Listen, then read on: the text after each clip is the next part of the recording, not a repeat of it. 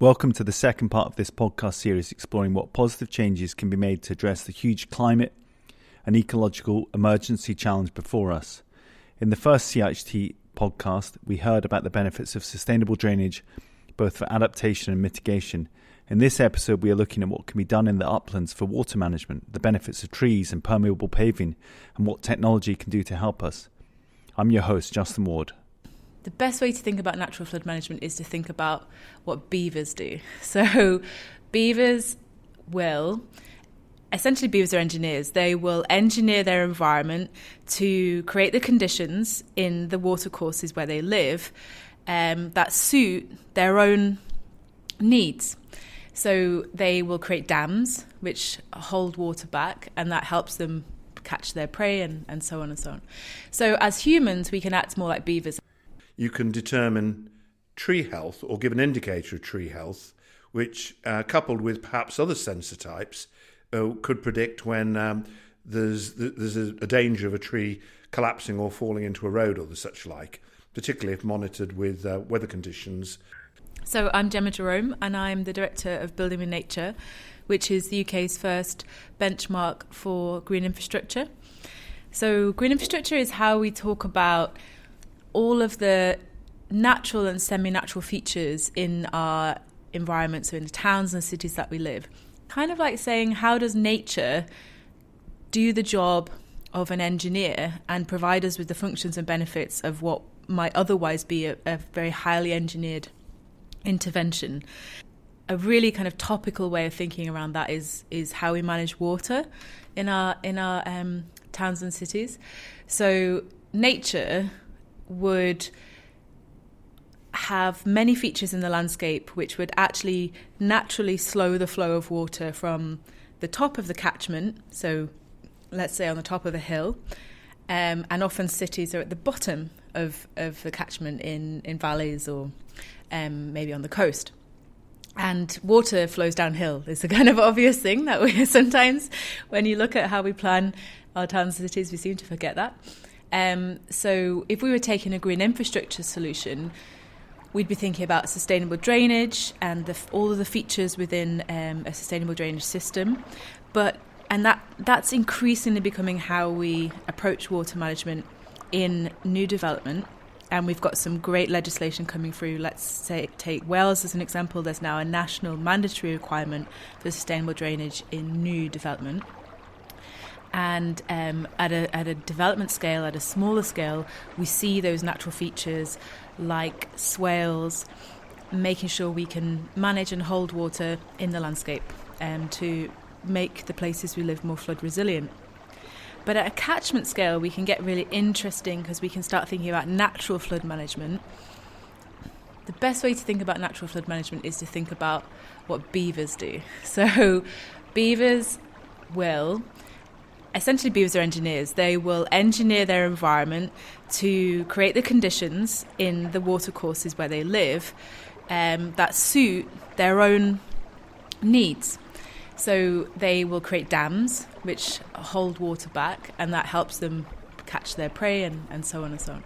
So as humans, we can act more like beavers, and we can actually keep woody debris in watercourses where it's there, or we can put it back in where it's previously been taken out because of different approaches to water management in the past. What that then does is it slows that flow of water down through the landscape. It holds it higher up in the catchment.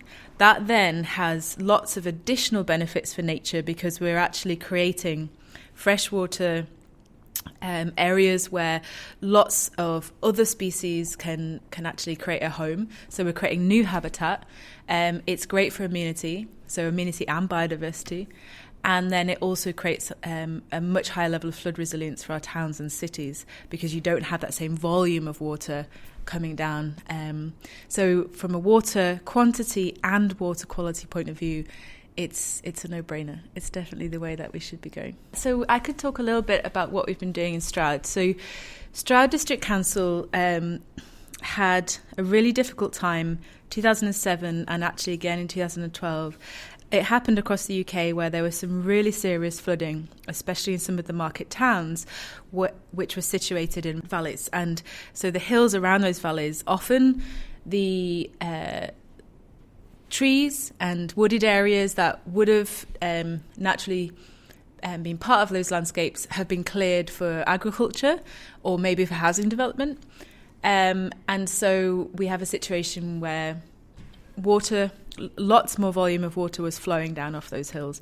In Stroud, and it happened in other areas, so Pickering in Yorkshire around the same time, there was a strategic kind of decision from the key governance levels in it. The key decision makers said, let's make a decision that actually we're going to invest in natural flood management approach to tackling that problem. Because let's face it, flooding is devastating for people. Economically, it's devastating. It costs a lot of money to repair the damage of flooding, whether that's in our public spaces or kind of the impact it has on people's personal lives. But it's also a risk to people's health and well-being as well. So a lot of stress is caused by flooding. And the natural flood management approach, it was fairly low risk because it was very low levels of investment. And what it essentially involved was working with people who understood the landscape. So the local wildlife trust were actually a big partner, working alongside the district council. And it involved putting in so it could be trees or other kind of woody debris in strategic locations around the district. So watercourses that had the propensity to build up and become flood risk areas, you would actually slow that flow. And what that essentially then does is give more time for the water to seep in to the landscape, and you don't have as much quantities coming down. What it also did is create more habitat areas in and around Stroud, which was perfect for the Wildlife Trust because they're trying to build up the nature recovery network in and around the district. So you get a win-win situation. Soils are the first line of defence against flooding. This is important when looking at runoff. So my name is Jane Rickson. I am Professor of Soil Erosion and Conservation at Cranfield University. And my specialism is basically looking how we mitigate and adapt to climate change. Particularly, I'm interested in how we can use vegetation, for example, to cope with some of these extreme events which are going to become the norm, particularly increase in runoff events because we're having more rainfall, more intense rainfall, duration of rainfall, and the magnitude of that rainfall. So that's going to bring about a change in hydrological response in catchments, agricultural, civil engineering, different land-based catchments. And I'm really interested in how we can use vegetation as an engineering material to mitigate and adapt to some of these extreme events. There's a great video of Jane on the BBC where she illustrates using an indoor rain simulator how smarter land management could help reduce flooding. In this, Jane illustrates how new techniques such as geotextiles or grass planting can be used to slow the runoff. Our research is looking at how vegetation affects slope hydrology, slope hydraulics.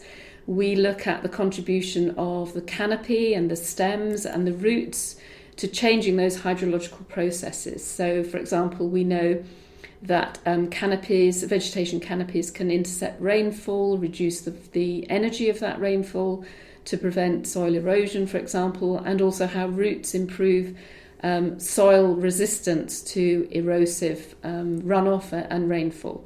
There are several initiatives around the world to plant or protect 1 trillion trees. This would add to the 3 trillion we already have today. There are obviously benefits of trees in absorbing carbon, but there's also benefits in flood risk. I'm George Warren. I work for the Greater London Authority in the Climate Change Adaptation team. Trees play a huge role in London's adapting to climate. To give you an indication, so a mature London planting tree will actually capture 80% of the rainfall for a 25 mil rainfall event. Okay, so that's it just in its canopy alone. So actually you're already providing that flood risk benefit. not to mention the shade that it also provides. My name is Rob Webster. I'm a senior civil engineer working for an engineering consultancy called Civic Engineers. There's a very good piece that was done. It's actually an American one, so it's probably not as able to be kind of brought, the application over here. But I think generally that was kind of saying that trees will remove around about 30% of runoff through kind of interception from when water falls down on the trees themselves, infiltration, because the tree roots actually promote infiltration into the ground beneath it, and then transpiration from the water being absorbed into the tree and then kind of evaporating as it normally would. So 30% is a good amount, and that's definitely something that we should be including kind of going forward. And there's loads of these kind of product manufacturers that are looking to develop these kind of like tree pits, things like that, where essentially off-the-shelf features, put into the ground, and they can connect into the wider kind of drainage system as well. But if we start to look at trees as a potential SUDS form, so yes, they're probably the oldest form of SUDS if we look at it that way. But we can actually adapt some of the tree pits to take on some of the road runoff. Now that would be a case of putting brakes in the curb and actually allowing, rather than water going into gully pots, actually they direct it into tree pits. This is occurring in numerous places across London. One that comes to mind is Goldhawk Road in Shepherd's Bush, where they've actually adapted those tree pits to take runoff from the road, and then they've got extensive underground storage, and that allows for both the roots of the trees to migrate, and they're certainly happier trees as a result, but also they've got that source of water that's coming in. What that helps with is the trees need space to grow. Okay, we're probably guilty of digging that one by one to put a tree in and saying, well, we know it's only going to last 20 odd years. But actually, if you start looking across London where the greatest trees are, Northumberland Avenue, for instance, where you've got extensive ancient trees there, if you dig down, they've actually got pillar supports that the Victorians built to try and give them that, to make sure that they isn't compressed, and the tree roots are able to migrate across. Now, what that allows means you don't actually get the disruption on the surface. Trees only become a problem if they're seeking the air and the water that they need to survive. And that's when they start coming up and you're seeing rutting in the roads and the likes.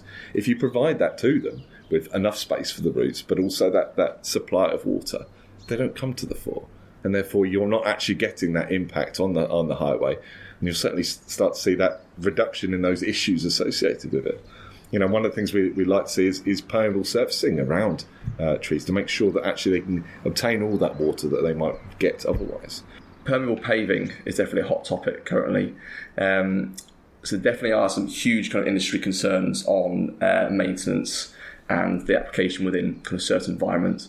It definitely isn't the be-all and end-all on a lot of highways, because a lot of them can only take certain loadings, and especially kind of when you've got kind of vehicle turning loads, things like that, it can be some concern about that. But definitely a lot of manufacturers have done an awful lot of research, which they have to do for their own products to ensure that they are ticking all the kind of the various kind of boxes. But definitely in terms of a maintenance point of view, it really only needs like a road sweeper going over every kind of 6 months, 12 months, something like that, just to clear out some of the sediment that's collected between the blocks themselves. And then again, they can probably can't be used on main roads themselves, but I mean, developments within kind of housing and commercial plots, then absolutely should be able to use them throughout. I mean, some of the products now can cope up to like 1,000 large HGVs per week. So, as long as the demand is less than that, then there should be no reason why we couldn't use them, really. So, and the really positive thing about them, then again, it removes the need for these single entry points such as gullies and slot drains, because essentially your water is falling onto a surface and it's picked up straight away. And then you've got things like the incorporation of permeable paving. This isn't necessarily relevant everywhere across the highway network, but actually those parking areas that sit adjacent, for instance, Mendora Road, stand a bit of local road network where you had parking on both sides. So what they've done is change those parking bays to all permeable surfacing block paving, on one side with an aggregate subbase, another side with a plastic crate system. And that's a trial that Thames Water carried out along with Hammersmith Fulham Highways.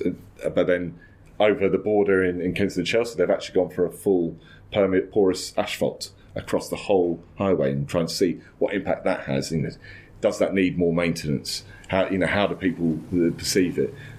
And actually, the whole thing on public perception is a really interesting one, because I think what you're starting to see is that people really appreciate that green infrastructure in the highway. We're doing a bit of monitoring at the minute about the comparison between conventional ways of dealing with climate change. There might be an increase in sewer capacity, for instance, so compared to the incorporation of sustainable drainage, and looking at how the local residents feel towards, you have probably a similar sort of upheaval with the amount of works that go on for that period of time, but afterwards one street goes back to looking exactly like it used to, the other one has enhancement with the greenery that's put in, and we want to see what impacts they have. And that's not just the day one where the plants are all looking pretty. Let's see what it's like after a few years as well. So it is about public perception as well to that degree. So it is, trees play a really vital role in this, and we would like to see people look at them differently in future as to how you might integrate those within your space, and in terms of both surface water management, but also just in a general climate change adaptation theme. How can technology help us? Can trees become connected devices? Hi, I'm John Fox, Managing Director of LucyZodion. We make street lighting controls and other highway electrical apparatus. I'm particularly interested in the use of communications technology on the highway and how it can be adapted now and in the future to providing some advanced monitoring control for perhaps some non-obvious highway assets. An example would be that if you monitor soil moisture around trees, you can determine tree health or give an indicator of tree health, which coupled with perhaps other sensor types could predict when there's a danger of a tree collapsing or falling into a road or the such like, particularly if monitored with weather conditions. It can give some idea like that. Also by monitoring water levels and things, and gully monitoring in particular, checking for silting of gullies. It's in non-obvious, but if you've got a building site and water's washing away, it can wash sand in, fill more quickly, and you get surface water flooding. But also you use sensors on rivers to monitor the river level, and they can give prediction of floods downstream. And these technologies are widely used today, and there's a whole chain of sensors on the Calder which responded very recently to the river level. They didn't prevent the flooding, but they provided some forewarning of it. They're all using networks such as LoRa to get the data back to the flood monitoring. You get a tweet when the river level is above a certain level as well. So it's amazing where things are going. It's all integrated, the thinking from the outset that these aren't like, here's climate change adaptation, here's... It just can't be. They have to be as part of, together as a suite of it. They can't be seen in isolation. Climate change is happening. We know it's happening. And we just have to incorporate it into our standard everyday techniques. Now, that's quite hard in a time of, ostensibly, austerity, with certainly budget cuts associated with local authorities. But actually what we're doing is future-proofing our highway network to ensure that actually we don't have to keep on upgrading it every year, and we don't have to deal with those flooding issues or that severe heat that may well prevent people from getting to work. We need to try and incorporate that green infrastructure into the highways to allow us to still go about our daily lives when temperatures rise and the rain comes. During the time of recording this, there have been 2 major storms with extensive flooding. It is interesting when we think about the future, for example, of our urban spaces, to answer the question of how far can we push the green into the grey. Thank you for everyone who helped contribute to this podcast, and thank you for listening.